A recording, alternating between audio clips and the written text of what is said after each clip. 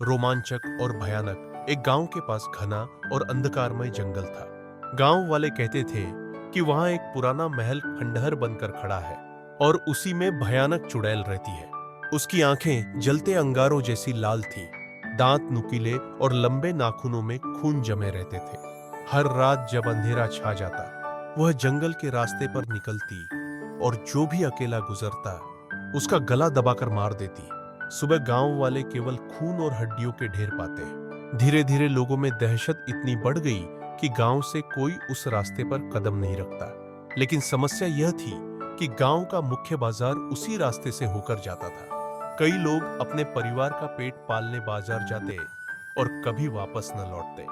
बच्चों की रोने की आवाजें और औरतों का डर गांव को और भी डरावना बना रहा था। पंचायत ने तय किया कि अब इस चुड़ैल का सामना करना ही पड़ेगा। गांव के बहादुर युवक वीरेंद्र ने हिम्मत दिखाई और कहा, अगर मैं आज पीछे हट गया तो आने वाली पीढ़ियां कभी सुरक्षित नहीं रहेंगी। उसने लोहे की तलवार, हवन से पवित्र की हुई राख और तेल का दिया लेकर जंगल का रुख किया। रात गहरी थी, पेड़ों से कौवे चीख रहे थे, हवा से अजीब फुसफुसाहट सुनाई दे रही थी।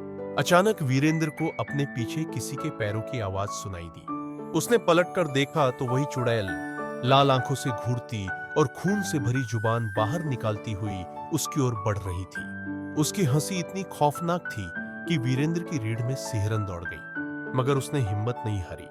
चुड़ैल ने पलक झपकते ही हमला किया।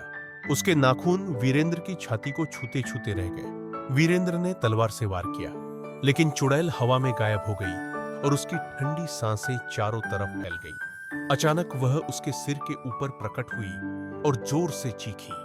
वीरेंद्र ने राख हवा में फैलाई और मंत्र बोलते हुए दीपक की लौ से आग उठाई। चुड़ैल आग से पीछे हटने लगी। उसकी चीखें पूरे जंगल में गूंज उठी।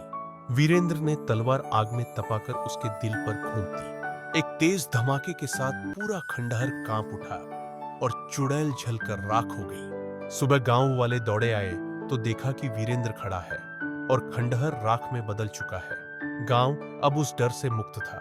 लोग वीरेंद्र को नायक मानने लगे। लेकिन उस रात जंगल से निकलती राख के बीच किसी ने धीमी आवाज सुनी, मैं वापस आऊंगी। अगर यह डरावना वर्जन पसंद आया हो तो लाइक और सब्सक्राइब जरूर करें।